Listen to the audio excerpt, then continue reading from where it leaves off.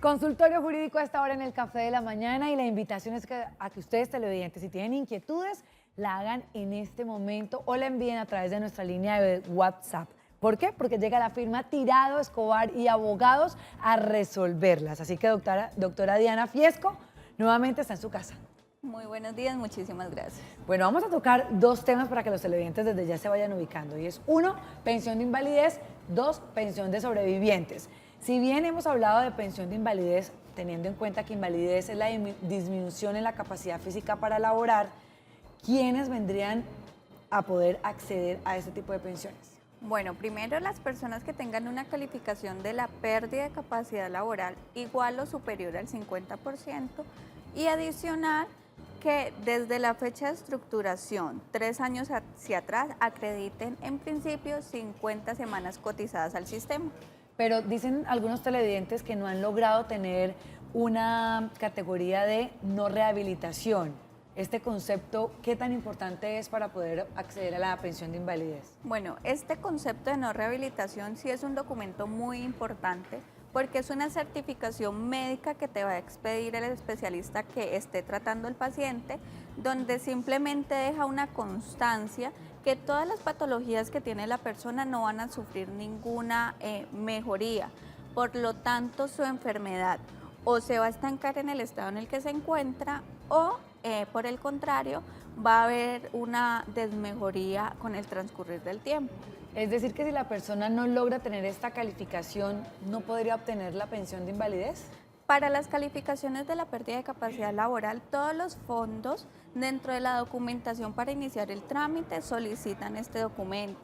¿Por qué? Porque es justamente ese punto de partida de que la persona no se va a rehabilitar y por lo tanto va a necesitar de esa posible pensión. Sin embargo, no es un documento indispensable que pueda, digamos, truncar todo ese proceso de valoración. Por eso aquellas personas que todavía no han recibido una calificación, porque el fondo no les acepta la documentación por no contar con este documento, pueden contactarse con nosotros, que nosotros emprenderemos todas las acciones administrativas que tenemos para lograr esa calificación de la pérdida de capacidad laboral. Esta pensión, doctora Diana, se otorga así la persona no haya cumplido las semanas cotizadas. Si de repente pues a lo largo de su vida pues tuvo un accidente que le generó esta invalidez, ¿puede de una vez automáticamente recibir la pensión? Bueno, la persona sí debe tener cotizaciones al sistema. El número de las 50 semanas no es un número fijo, todavía tenemos otras alternativas donde las personas pueden obtener el beneficio hasta con 26 semanas cotizadas al sistema, pero sí es necesario que estén afiliados y que tengan al menos ese número. Si no han cotizado absolutamente nada, pese a tener una calificación igual o superior al 50%, no van a poder obtener una pensión de invalidez. Bueno, recuerden televidentes que estas consultas son gratuitas y usted se comunica desde ya con la firma Tirado, Escobar y Abogados. Con ellos hemos tratado el tema de pensiones y pues continuaremos resolviendo sus dudas. También está presente el WhatsApp para hacerlo en este momento. Vámonos con la pensión de sobreviviente.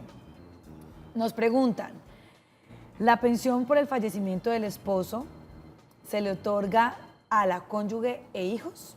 ¿Cómo se divide ese porcentaje? Claro que sí, siempre que concurran compañera, cónyuge e hijos, se les va a repartir un 50% para la cónyuge y el otro 50% se divide entre todos los hijos que tenga el causante.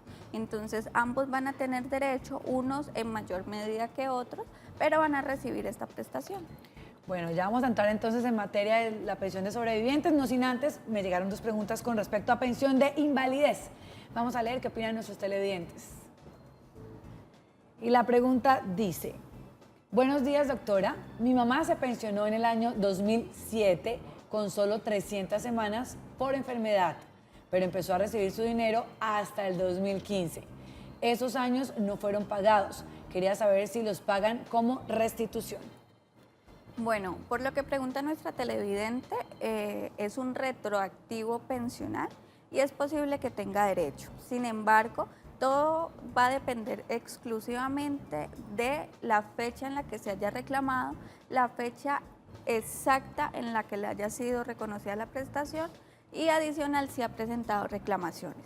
Porque como estamos hablando de una suma fija de dinero, en ese caso sí operaría la prescripción. Y para eso la persona cuenta con 3 años para reclamar ese retroactivo pensional.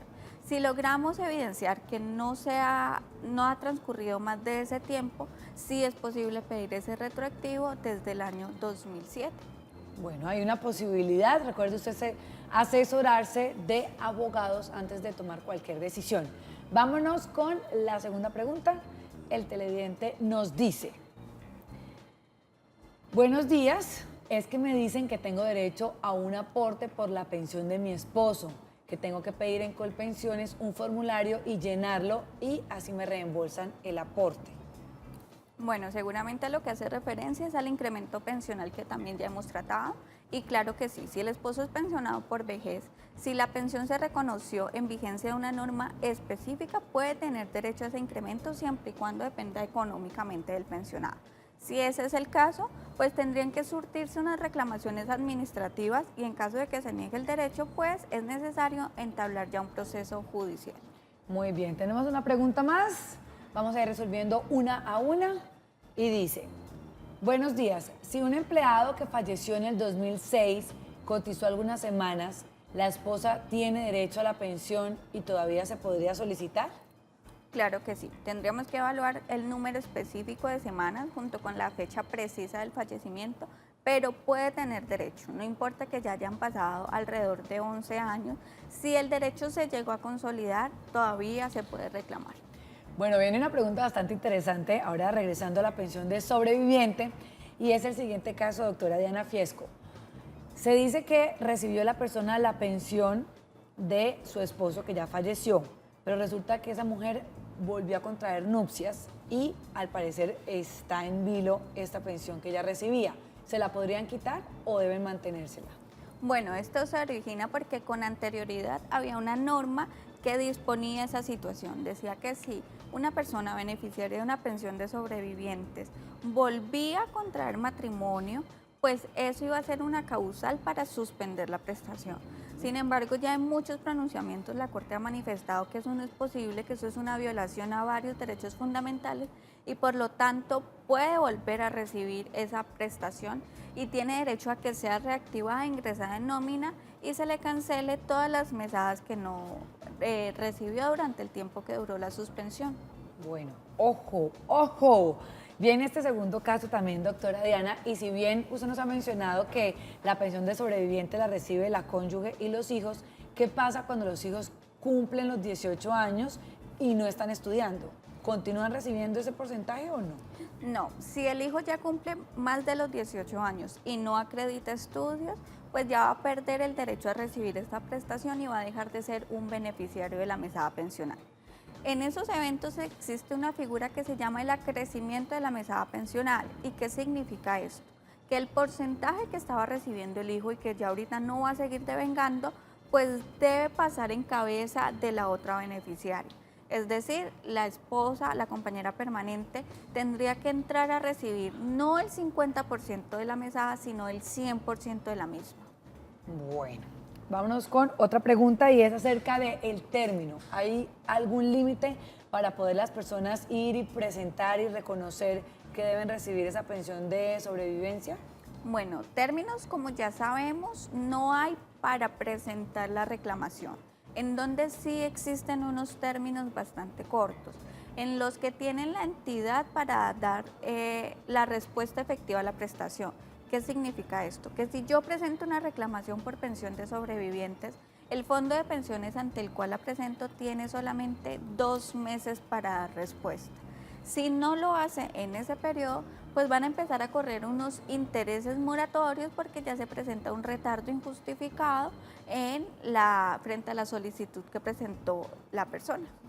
Bueno, vamos a seguir recibiendo los mensajes. Los televidentes están inquietos con este tema de pensión y para la pensión de sobreviviente nos preguntan lo siguiente. Dice: buenos días, quiero hacer una pregunta. Mi esposo murió en el 2013 y me pensionaron en el 2014, pero es verdad que no tengo derecho a la prima de mitad de año solamente, ¿me la darían en diciembre? Gracias. Eso es cierto. Lo que se señala allí como prima, ya lo habíamos visto, y técnicamente es la mesada adicional del mes de junio, es decir, mesada 14.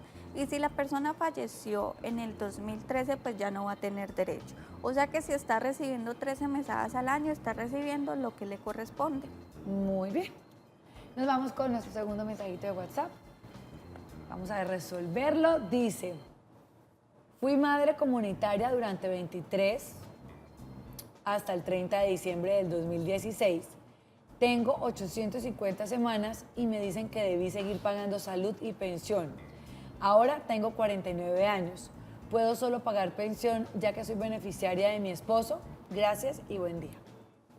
Bueno, para la pregunta de nuestra televidente, primero, pues todavía no tiene ninguno de los requisitos para acceder a la pensión, porque si cuenta con solamente 850 semanas, ya sabe que debe lograr llegar a las 1.300 y adicional todavía está muy joven, debe también esperar a los 57 años de edad.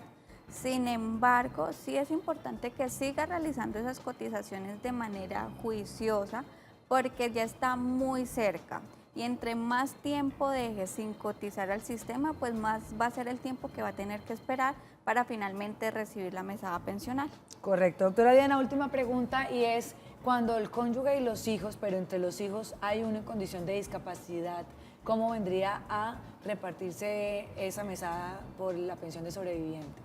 Bueno, esto lo podemos ver con un ejemplo muy sencillo. Si tenemos una esposa y tenemos 2 hijos, pues el 50% se lo van a dar a la esposa.